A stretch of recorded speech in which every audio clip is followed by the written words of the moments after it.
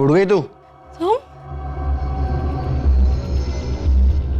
वही हो ना जिसने मेरे ड्रिंक में कुछ मिलाया था? हाँ, बोलो क्या मिलाया था तुमने मेरे ड्रिंक में? तुम्हारी हिम्मत कैसी हुई ऐसी हरकत करने की? हटो मेरे सामने से, मुझे जाने दो। मुझे समझे? चुप बैठ। तुमने जो किया तुम्हें पुलिस में दे देना चाहिए। एक बार बोल देना, बकवास मत कर मेरे सामने। तू बोलेगा और मैं बैठ जाऊंगी। हटो मेरे सामने। तेरे चिल्लाने से कुछ भी नहीं होने वाला है, समझ रही है? यहाँ कोई नहीं आएगा तेरे को बचाने के लिए। कल से अब तक कोई आया क्या बचाने के लिए? कल से मैं घर से बाहर? हाँ। ऐसा नहीं होता था, ऐसा नहीं हो।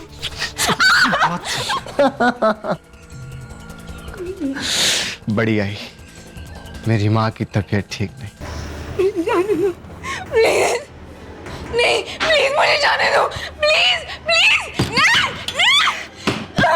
मुझे जाने दो, प्लीज बचाओ, कोई बचाओ मुझे।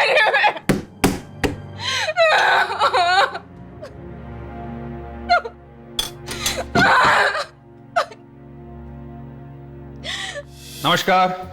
सावधान इंडिया मुंबई फाइट्स बैक में मैं अतुल कुलकर्णी आप सबका तहे दिल से स्वागत करता हूं। अपराध की आहट कभी कभी इतनी धीमी होती है कि उसकी चपेट में आने वाला ये भांप भी नहीं पाता कि उसका शिकार होने वाला है। महिला और लड़कियों के लिए सुरक्षित समझे जाने वाले इस मुंबई शहर में जुर्म की आहट तब महसूस हुई जब दत्तापड़ा से एक लड़की किडनैप। उसे इस बात की भनक तक नहीं लग पाई कि उसे क्यों अगवा किया गया। आखिर किडनैपर कौन था जिसने उस लड़की को अपनी साजिश का शिकार बनाया था? उसका मकसद क्या था, वजह क्या थी? इन सवालों को लेकर उस लड़की की मां पुलिस के पास पहुंची। तफ्तीश शुरू हो गई और तहकीकात में किडनैपिंग का जो मोटिव सामने आया उसे सुनकर सबके होश उड़ गए। क्या नाम बताया लड़की का? अर्पिता लक्ष्मण शिंदे। साहब, कल सुबह वो कॉलेज के लिए निकली थी लेकिन अभी तक वापस नहीं लौटी।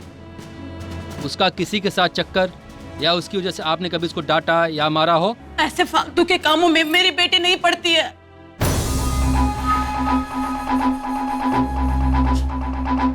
क्या हुआ? साहब, मेरी बेटी कल कॉलेज गई थी, अभी तक वापस नहीं लौटी। शिरके, इनकी कंप्लेंट लिख लो। जी साहब।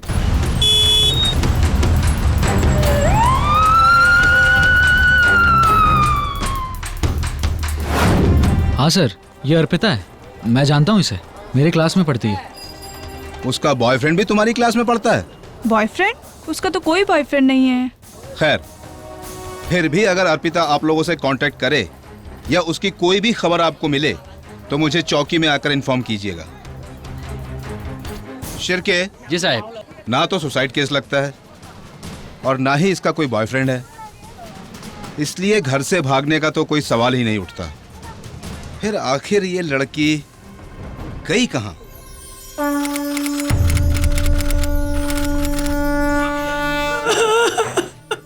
काय म्हणते पुलिस? अर्पिता मिलेगी ना? पता नहीं ताई, बस बोले कि देखती है, कोशिश करते हैं। पहले तो ऐसा नहीं था, लड़कियों के लिए बहुत ही सुरक्षित था। अब मुंबई का क्या हाल हो गया है? अब पहले देखो ना, रात के 12 बजे कोई भी लड़की कहीं भी आ जा सकती थी और अब दिन में भी घर से निकलने से डरती है। रडो नको बेटा, रडो नको। विघ्नहर्ता तुम्हारी सारी मुश्किलें मिटा देगा बेटा। सब ठीक हो जाएगा। ठीक हो जाएगा बेटा।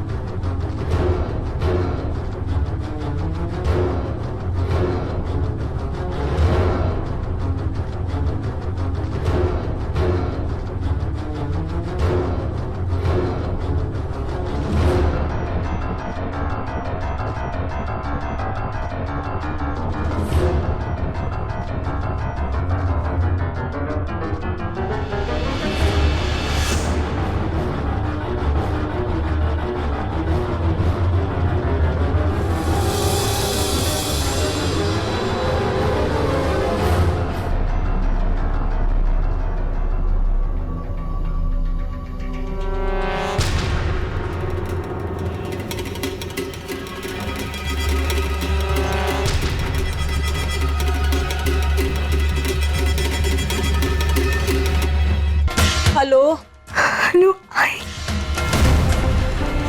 अर्पिता, अर्पिता के बाबा, अर्पिता का फोन है। अर्पिता, बोलो उससे बात करो, पूछो कहाँ है, कैसी है, पूछो। अर्पिता तू कहाँ पर है बेटा? तू ठीक तो है ना बेटा? आई। अर्पिता तुम डर मत बेटा, हम लोगों ने ना पुलिस कंप्लेंट कर दी है। तू बता बस तू कहाँ है अर्पिता?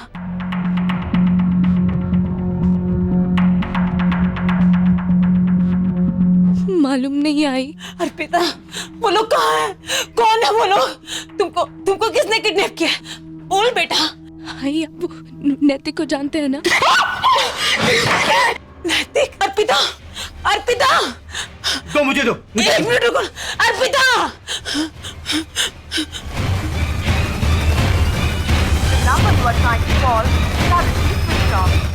ये फोन नहीं बंद हो गया। देवा रे। साड़ी बनती है मेरे सामने, साड़ी बनती है। हाँ, देख मुझे मजबूर मत कर। साहब उसने नैतिक नाम ही बताया था। वो कहाँ है, किस जगह बंद है, उसने कुछ नहीं बताया साहब। आप लोग जानते हैं उसे? नहीं साहब, हम लोग नहीं जानते उसे। एक बात बताइए, उसने जो फोन किया था अर्पिता ने आपको, तो उसने ये बताया था कि वो मुंबई से बोल रही है या कहीं बाहर से? साहब उसने कुछ नहीं बोला, सिर्फ नैतिक का ही नाम लिया था। शिर्के जी सर। इनसे वो मोबाइल नंबर ले लो जिससे अर्पिता ने इनको फोन किया था, और ट्रेस करो वो नंबर की फोन किस लोकेशन से आया था। ठीक है? अब आप लोग भी घर जाइए। जैसे ही हमें अर्पिता या नैतिक की कोई खबर मिलती है, मैं आप लोगों को इन्फॉर्म करता हूँ। जी साहब।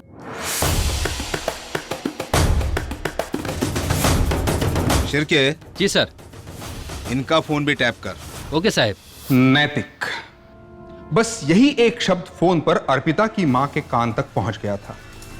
कौन था यह नैतिक जिसके चंगुल में अर्पिता फंस गई थी?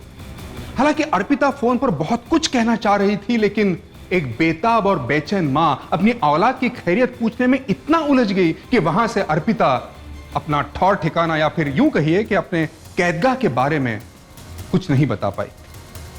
दुर्भाग्यवश यह कॉल अधूरा रह गया, लेकिन इस अधूरे कॉल ने भी पुलिस की तहकीकात को एक दिशा जरूर दे दी।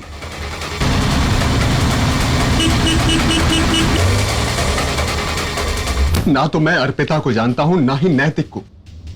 सर मैं राजेश वैद्य हूं। शिर्के, जी सर। अरेस्ट कर इसको। एक मिनट सर। चल। एक मिनट। ये मेरा लाइसेंस है।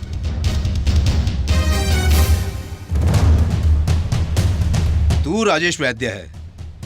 अर्पिता शिंदे की किडनैपिंग में तेरा कोई हाथ नहीं। हाँ? तो अर्पिता शिंदे की मां के फोन पे तेरे मोबाइल से फोन कैसे आया? सर मेरा मोबाइल मीरा रोड में गुम हो गया था सर। आपको यकीन ना आए तो मीरा रोड पुलिस स्टेशन पे फोन करके पता कर लीजिए। शिर्के जी। फोन चोरी हो गया था, एनसी कटाई थी ना? जी। तो जा एनसी दिखा। एक मिनट सर।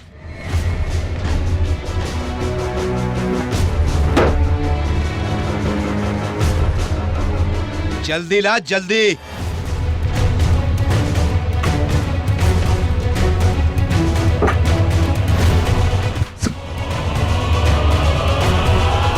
एनसी कहीं गिर गई है सर। शिर्के, लेके चल इसको चौकी, मिल जाएगी इसको एनसी। आजा। सर ये सही कह रहा है। मैंने मीरा रोड पुलिस स्टेशन में फोन करके पता किया है कि इसने कंप्लेन लॉन्च करके एनसी करवाई थी।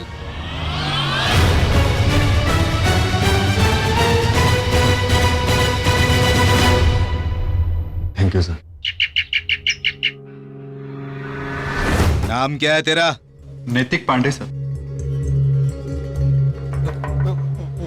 नैतिक पवार सर। पूछा तेरे से? Sorry sir.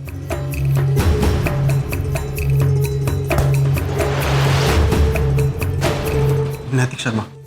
सर ये दोनों अर्पिता के कॉलेज में पढ़ते हैं और वो अर्पिता के एरिया में रहता है। सर लेकिन हम अर्पिता को नहीं जानते। तू इन दोनों का वकील है क्या? है? तू ही बोलेगा, ये कुछ नहीं बोलेंगे क्या? नहीं सर, वो हम लोग एक ही क्लास में है ना, इसलिए कह रहा था सर। सर वैसे भी हम लोग 13th क्लास में सर, और अर्पिता हमारी जूनियर है सर, और हमने उसको आज तक कॉलेज में नहीं देखा सर। सर मैं शास्त्री नगर में रहता हूँ, दत्तापाड़ा के पास में है, पर मैं अर्पिता को नहीं जानता।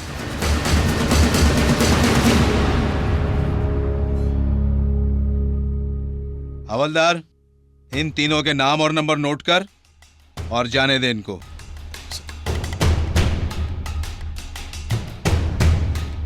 शिरके। जी सर।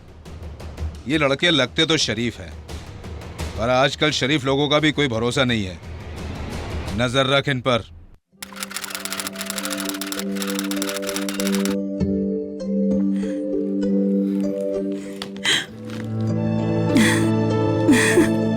कितनी मासूम लग रही है ना हमारी अर्पिता। बचपन में इसका रंग थोड़ा सा सांवला था तो सब लोग इसे खूब चिढ़ाते और ये खूब चिढ़ती थी। लेकिन ये देखिए कैसा रूप निखर गया अभी इसका। ये भी अच्छी है। देखिए, आपने देखा ये लड़का अर्पिता के साथ सारे फोटोग्राफ में है। यहाँ पे ये देखिए, यहाँ। अच्छा इसका नाम भी तो नैतिक ही है ना? नैतिक साहब 3 साल पहले ही हम लोग दत्तापाड़ा में आए हैं, और उससे पहले हम लोग रावलबाड़ी रहा करते थे। साहब वहाँ पर नैतिक नाम का एक लड़का था।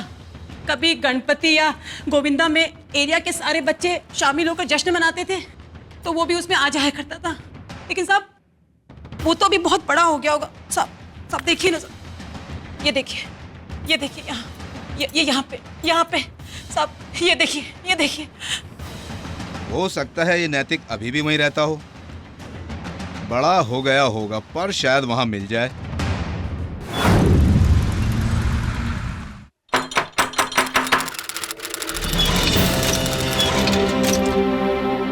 नैतिक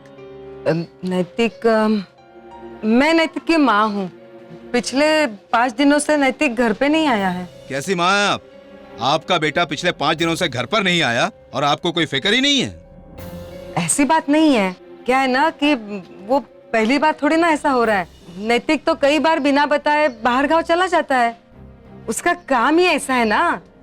क्या काम करता है वो?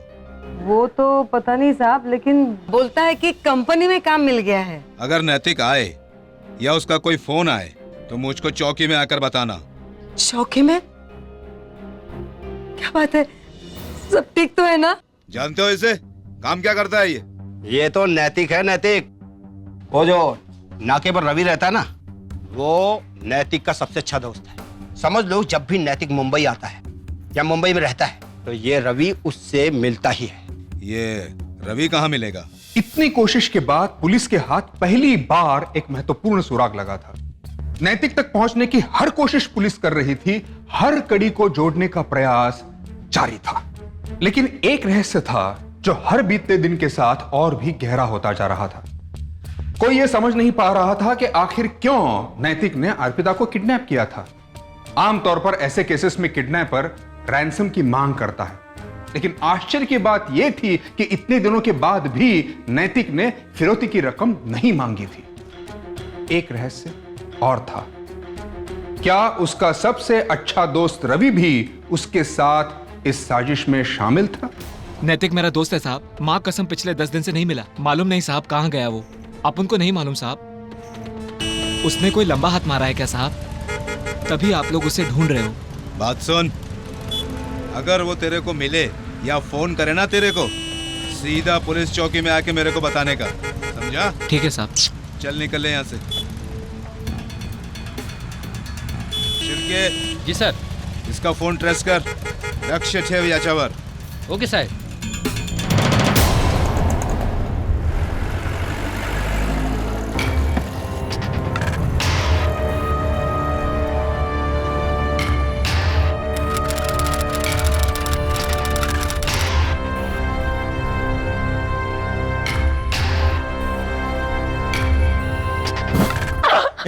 सलामत। रोती रहती है, चिल्लाती रहेगी। नैतिक जैसे बार बार अपनी जगह बदल रहा था, वैसे ही पल पल उसका रूप भी बदल रहा था। अब ऐसे शख्स के चुंगल में फंसी अर्पिता पर क्या गुजर रही होगी हम सोच भी नहीं सकते हैं। एक तरफ पुलिस नैतिक पर धीरे धीरे अपना शिकंजा कसे जा रही थी और दूसरी तरफ नैतिक उनसे एक कदम आगे चल रहा था और वो वैसे ही हमेशा उनसे आगे चलना चाहता था, फिर उसके लिए उसे चाहे कुछ भी ना क्यों करना पड़े। शुरुआत में तो पुलिस को चकमा देने में वो कामयाब रहा और उसे अब लगने लगा था कि वो हमेशा के लिए पुलिस की आंखों में धूल झोंक सकता है। हेलो नैतिक, कहाँ है तू? अरे मत पूछ यार, दिमाग खराब कर दिया इस लड़की ने मेरा। अबे पुलिस ढूंढ रही है तेरे को, मेरे पास भी आई थी तेरे बारे में पूछने को। हाँ जानता हूँ रे, तू फिक्र मत कर। अब तक पुलिस पकड़ पाई है क्या? जो अब पकड़ेगी। बस तू सिर्फ एक काम करना कि मुझे कभी भी फोन मत लगाना, सिर्फ मैं फोन करूँगा सामने से, समझा? समझ गया। हाँ ठीक है चल।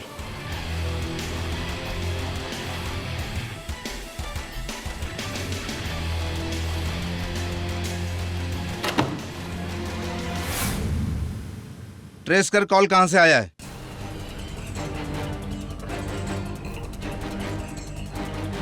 मीरा रोड से फोन आया था। शिरके जी सर। जल्दी टीम तैयार कर, बहुत शातिर है ये।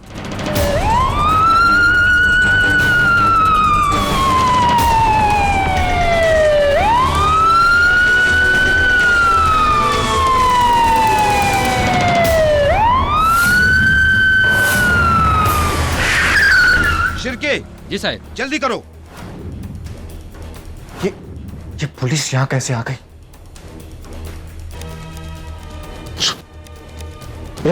चुप कर, जब तक नाटक करते रहते। ये कौन सा रूम में रुके हुए हैं? सर ये जो तस्वीरें आप दिखा रहे हैं सर, इन दोनों को तो यहाँ नहीं देखा है सर।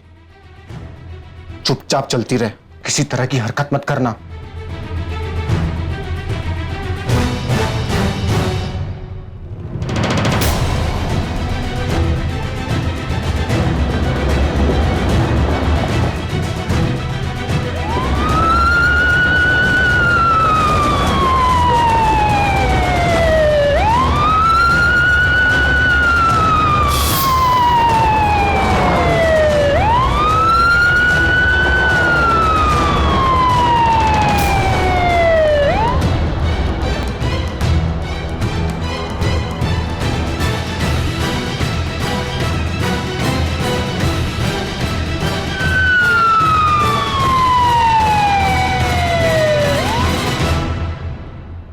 बड़े से बड़ा मुजरिम भी जब कोई जुर्म करता है ना, तो वो ये सोचता है कि वो पकड़ा नहीं जाएगा, पर उसकी एक गलती उसे सलाखों के पीछे पहुंचा देती है।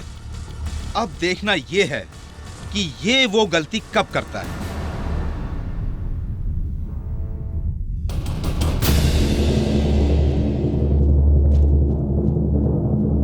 ए रवि, मैं जगह बदल रहा हूं, समझा?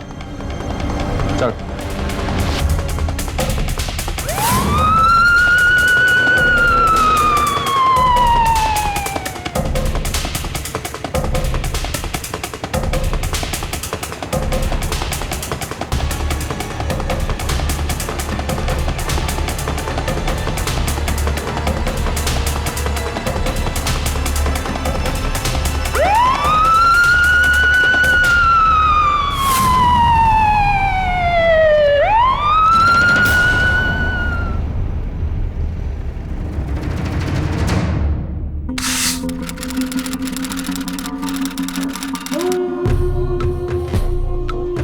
खुजली हो रही है साला। थक गई हूं मैं भाग भाग के, अब मार डाल दे मुझे, लेकिन मैं और नहीं चल सकती।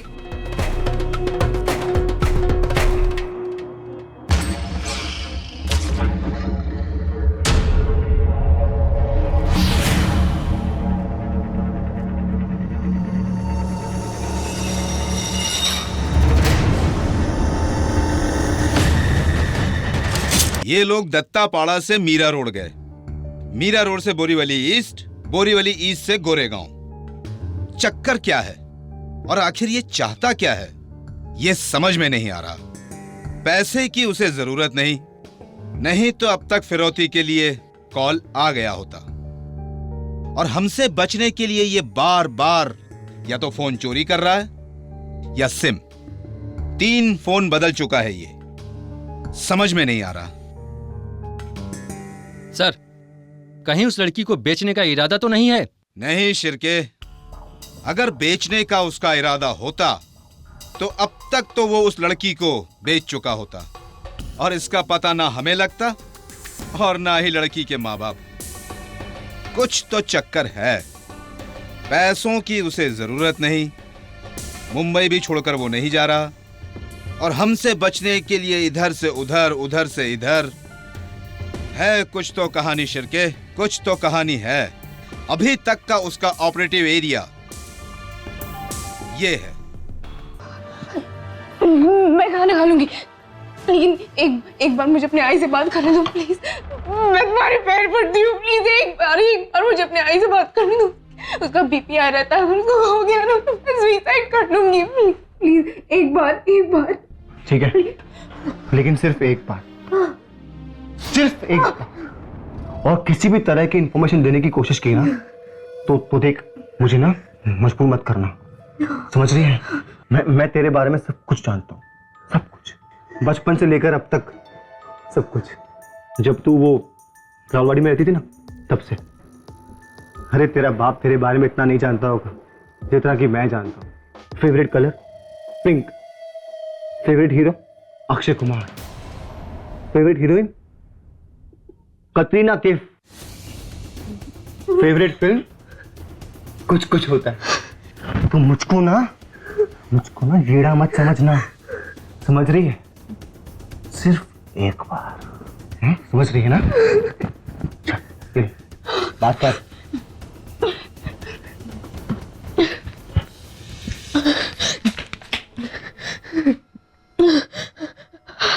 हेलो आई।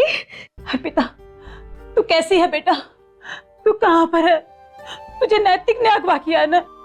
कर मत, देख फिक्र मत कर, तुझे ना पुलिस खोज निकालेंगे। बताना बेटा तू कहाँ पे है? पता नहीं है, लेकिन मैं ठीक हुआ, मुझे कुछ नहीं हुआ।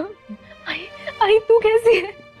तू अपना ख्याल रखा, अपनी दवाई टाइम पे ले ले, और सुन वॉक पे भी जा।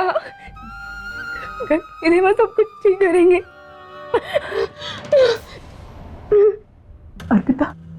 अर्पिता, हेलो। क्या? हाँ? पूरी राम कहानी सुनाएगी क्या? हाँ? दिमाग खराब हो गया क्या?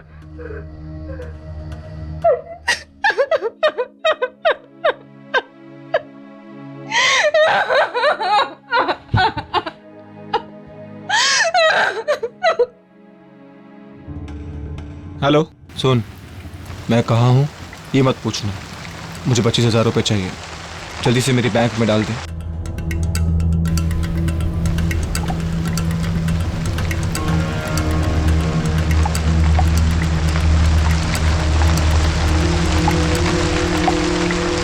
शिर्के, अगर इसको 25,000 रुपए मिल गए तो ये मुंबई जरूर छोड़ेगा।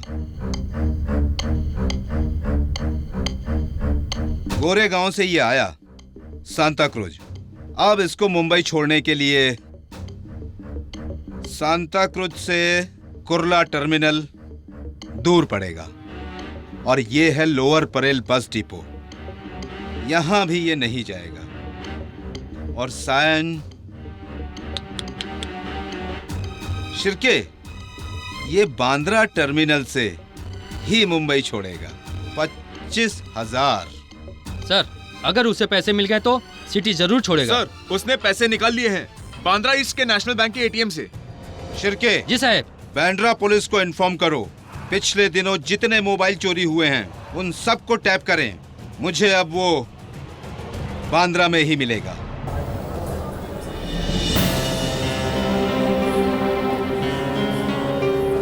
अरे भाई सुन ना, थोड़ा सा ना शेजवान चटनी लाना, और हाँ ना थोड़ा ज्यादा लेके आना। ठीक है। ये फोन मेरे कहाँ लेके जा रहा?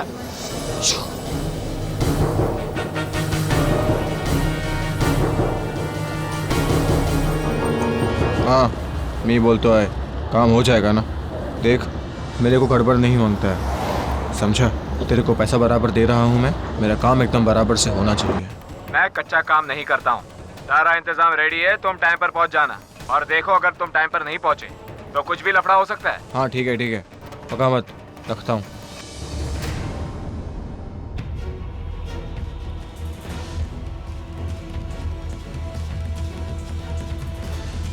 सर, नैतिक का फोन फिर से टैप हो गया है। गुड, पर ध्यान रहे, बहुत शातिर है वो।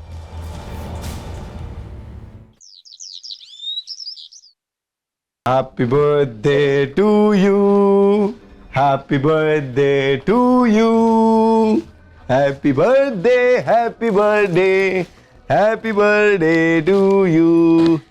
बताओ, देखा इतनी अच्छी इंग्लिश बोलता हूँ मैं, है ना? मुझे कैसे पता कि आज मेरा बर्थडे है? अरे तेरे को कहा था ना कि तेरे बाप से कहीं ज्यादा तेरे बारे में जानता हूं मैं।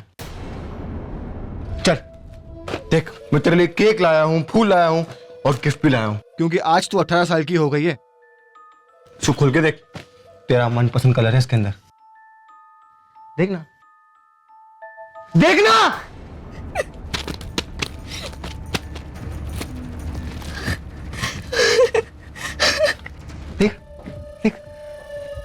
तेरा मनपसंद रंग पिंक, अच्छा है ना?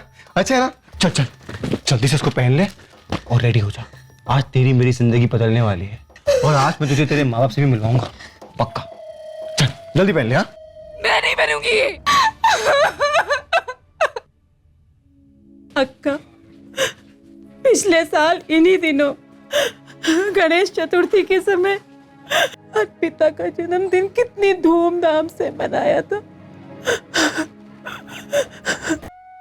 ताई, अर्पिता बोली कि आई अगले साल जब मुझे स्कॉलरशिप मिलेगी तो मैं अपने सारे दोस्तों को पार्टी दूंगी घर पे। पता नहीं वो नैतिक के चुंगल से बच भी पाएगी या नहीं। सालगिरह दरअसल यादों को फिर से जीने का वक्त होता है और हमें लोगों की याद तब ज्यादा आती है जब वो हमारे साथ नहीं होते हैं या फिर हमसे दूर चले जाते हैं। जरा सोचिए, एक मां के लिए इससे बड़ी त्रासदी और क्या होगी कि जन्मदिन के दिन उसकी बेटी एक शहर में होने के बावजूद उससे दूर है, आंखों से ओझल है, और वो भी ऐसे शख्स के साथ जो उम्मीद से भी ज्यादा शातिर था, संकी था। जहां तुझे भेज रहा हूं ना, वहां मेरा इंतजार करना, समझी? चालाकी करने की कोशिश भी मत करना। मेरे आदमी हर जगह पर हैं। अपनी और अपने घर वालों की तबीयत खैरियत चाहती है ना, जैसा कह रहा हूं वैसा कर, वरना तेरे आई पापा जिंदा नहीं बचेंगे, समझी? शानी बनने की कोशिश मत करना, मेरी आंखें तुझ पर ही हैं। सुन, इसको चुपचाप वहां पर लेके जा, ठीक है? चल।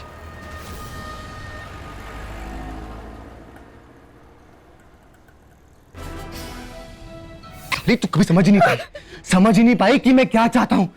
बचपन से ही ये रही है और जिंदगी भर ये रहेगी तू।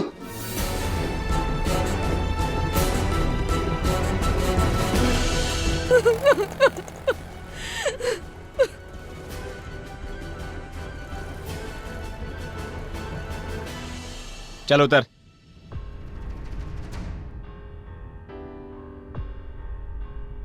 यही वो जगह है इधर खड़े रहने का।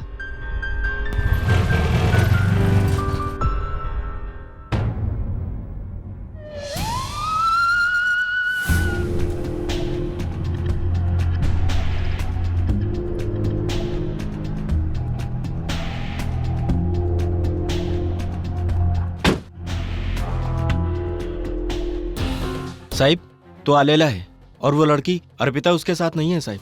अर्पिता उसके साथ नहीं है? नजर रखो उस पर, वहीं पहुंच रहा हूं मैं। हाँ, मैं उस पर ध्यान रखता हूँ। तेज चलाओ। इसी दिन का मुझे इंतजार था। नाटक मत कर, समझी? यहाँ क्या है? भाई शपथ, तुझे यहीं मार दूंगा मैं। अगर तू मेरी नहीं हो पाई ना तो किसी की होने नहीं दूंगा तुझे।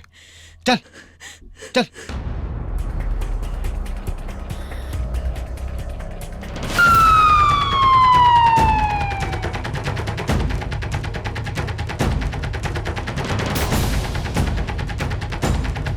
साहिब, अभी अभी अंदर गए।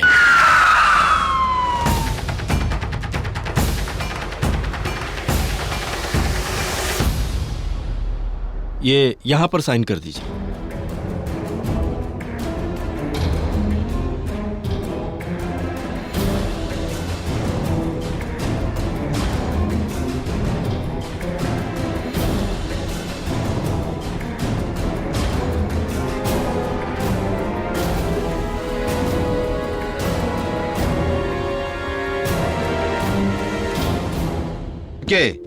अर्पिता का आज बर्थडे है और वो बालिग हो गई है।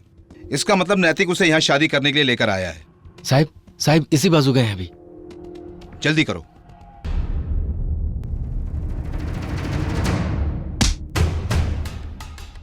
इंस्पेक्टर शिंदे, पकड़ो उसको, लड़की को संभालो। रुक।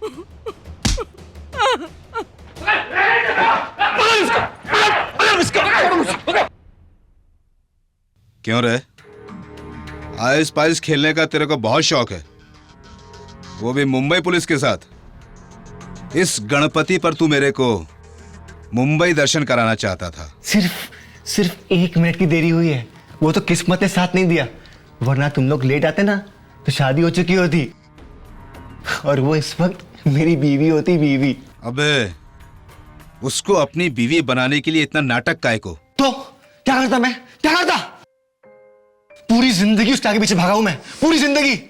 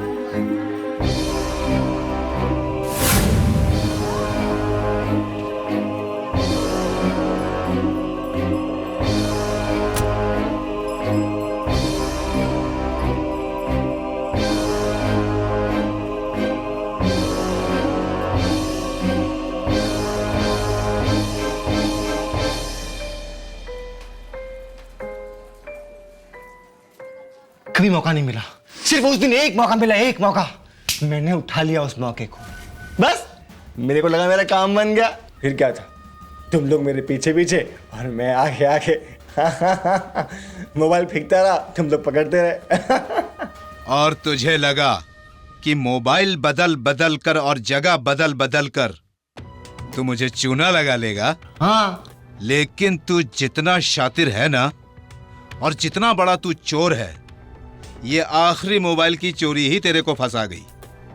आखिरी मोबाइल से तेरी लोकेशन बांद्रा कोट मैंने ट्रेस की। अगर अर्पिता 1 मिनट देरी नहीं करती ना साइन करने में, तो आज वो मिसेस नैतिक होती। नैतिक। जोर जबरदस्ती की शादी वैलिड नहीं होती तो अब पूरी जिंदगी अपनी जेल में सड़। ये बेहद चौंका देने वाली बात है कि नैतिक ने अर्पिता को केवल इसलिए किडनैप किया था कि वो उससे शादी कर सके, और वो भी उसके बालिग होने के बाद। अब इसे क्या कहा जाए, सनक या फिर शातिर दिमागी? लेकिन इस केस में दोनों का भी मेल था। अब अर्पिता को किडनैप करके उसको शहर में घुमाना फिराना, यह सनक नहीं तो और क्या था? और दूसरी तरफ अपने मकसद को अंजाम देने के लिए इतनी बड़ी प्लानिंग करना, ये इसी बात की गवाही देता है कि वो एक खतरनाक साजिश करता भी था। ये तो सच है कि नैतिक जैसे फतूरी इंसान को पहचान पाना इतना आसान नहीं है, लेकिन ये भी तो एक सच है कि महिलाओं और लड़कियों के लिए मुंबई शहर पहले जैसा सुरक्षित नहीं रहा। और Maharashtra state crime record bureau के कंपाइल्ड आंकड़ों के अनुसार 553 मॉलेस्टेशन के केसेस, 162 सेक्सुअल हैरेसमेंट के केसेस और 191 इमोरल ट्रैफिक प्रिवेंशन एक्ट के केसेस मुंबई में पाए गए हैं। हकीकत तो यह है कि महिलाओं के साथ होने वाले ज्यादातर अपराधों में किसी जान पहचान वाले का ही हाथ सामने आता है। मैं जानता हूं कि यह बात बेहद दुखद है, लेकिन सच्चाई से मुंह नहीं फेरा जा सकता, और इसीलिए अपने भरोसे को लापरवाही की भेंट ना चढ़ने दें। याद रखिए। आज के लिए बस इतना ही, अगले हफ्ते फिर मिलेंगे। तब तक सतर्क रहिए, सावधान रहिए और देखते रहिए सावधान इंडिया मुंबई फाइट्स बैक।